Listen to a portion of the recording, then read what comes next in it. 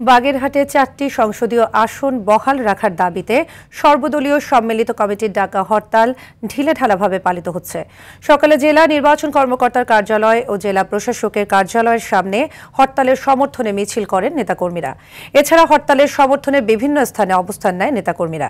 কেন্দ্রীয় bus terminal থেকে দূরপাল্লার এবং অভ্যন্তরীণ রুটে কোনো যানবাহন চলাচল করেনি।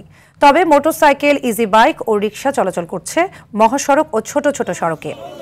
সকালে হরতাল কঠোরতা দেখা গেলেও বেলা বাড়ার সাথে সাথে ঢিলেঢালাভাবে চলতে থাকে। ব্যবসা প্রতিষ্ঠান বন্ধ থাকলেও দিন বাড়ার সঙ্গে সঙ্গে খুলতে শুরু করে। এর আগে আসন্ন ত্রয়োদশ জাতীয় সংসদ নির্বাচনে বাগেরহাটের ৪টি আসনের মধ্যে একটি আসন কমিয়ে জেলায় ৩টি আসন প্রস্তাবেই আন্দোলন শুরু করে বাগেরহাটবাসী। ৫ তারিখের পরে আমাদেরকে আর আন্দোলনে নামতে হবে না, আমাদের ন্যায্য অধিকার আমরা ফিরে পাবো। কিন্তু আমরা দেখতে পেলাম বাগেরহাটের উপরে নির্বাচন কমিশন যে বৈষম্য করেছে, এই বৈষম্যের বিরুদ্ধে আমরা রাস্তায় নামতে বাধ্য হয়েছি। বাগেরহাটের যে ৪টি আসন ছিল, ৪টি আসনকে কর্তন করে ৩টি করার প্রতিবাদে আমাদের যে সংগ্রাম চলছে। যত সময় পর্যন্ত বাগেরহাটের ৪টি আসনকে ফিরিয়ে না দেওয়া হবে, তত সময় পর্যন্ত আমাদের সংগ্রাম চলবে। দর্শক, হরতালের আরও খবর জানাতে বাগেরহাট থেকে সরাসরি যুক্ত হচ্ছেন সহকর্মী SM শামসুর রহমান।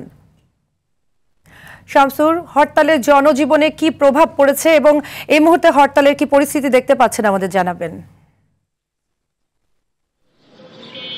সাদিয়া, আপনি যেমনটি বলছিলেন, গত ৩০ জুলাই যে জাতীয় সংসদ নির্বাচন উপলক্ষে যে সংসদীয় আসনগুলো ভেঙে দেওয়া হয়, সেখানে বাগেরহাটের 4টি আসন থেকে কমিয়ে 1টি কমিয়ে 3টি করা হয়েছে।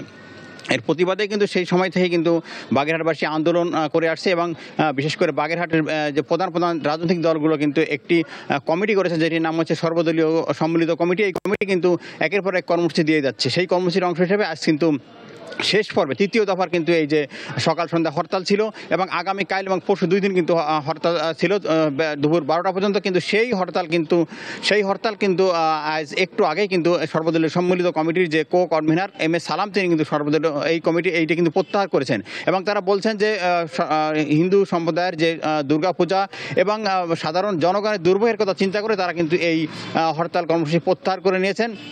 এবং তারা বলছেন যে আগামী কাল এবং পরশু 2 দিন তারা কিন্তু যে নির্বাচন কমিশন আছে, প্রতিটি উপজেলা নির্বাচন যে কার্যালয়, নির্বাচন কর্মকর্তার কার্যালয়ের সামনে তারা অবস্থান গ্রহণ করবেন এবং তারা এটি বলছেন। এবং আজ সকাল থেকে কিন্তু এই হরতালের যে প্রভাব কিন্তু কমতে শুরু করে এবং বেলা বাড়ার সাথে সাথে কিন্তু হরতাল ঢিলেঢালা হতে শুরু করে, যেটি কিন্তু প্রথমে খুব কঠোর অবস্থা ছিল। আমরা পুলিশের সাথে জানতে পেরেছি তারা কিন্তু বাগেরহাটের যে মেইন যে কেন্দ্র, সেটি হচ্ছে কাটাখালী, সেখানে কিন্তু একটি ট্রাক দিয়ে কিন্তু পিকেটিং করছিল।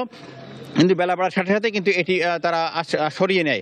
এরপরে কিন্তু বাগেরহাটের যে অন্যান্য স্থানে কিন্তু যান চলাচল করছে, শুধুমাত্র স্থানীয় যানগুলো চলাচল করছে। বাগেরহাট থেকে কোনো দূরপাল্লার যানবাহন ছেড়ে যায়নি এবং অভ্যন্তরীণ রুটেও কোনো যান চলাচল করেনি। তবে গত যে হরতালগুলো ছিল, কঠোর অবস্থানে ছিল যে পিকেটাররা, সেক্ষেত্রে কিন্তু কোনো যান চলাচল করতে পারেনি এবং কোনো ধরনের মোটরসাইকেল, এমনকি ইজি বাইক, এমনকি ভ্যান চলতে দেওয়া হয়নি। এর ফলে কিন্তু ব্যাপক দুর্ভোগে পড়ে যাত্রীরা। তো আজ সেখান থেকে একটু তারা স্বস্তি পেয়েছে। তারা বলছে যে আগের থেকে হরতালে কঠোরতা কমানো হয়েছে এবং বাগেরহাটের যে দোকানপাট তা কিন্তু খোলা ছিল এবং শিক্ষা প্রতিষ্ঠান সবই কিন্তু খোলা ছিল এবং যে অন্যান্য যে গাড়িগুলো, সে গাড়িগুলো কিন্তু স্বাভাবিকভাবে চলাচল করেছে। এতে কিন্তু অনেকটা কমে যায় হরতালের প্রভাব। তো সাদিয়া, বাগেরহাটে এটাই ছিল আমার কাছে সর্বশেষ। শামসুর, আপনাকে ধন্যবাদ।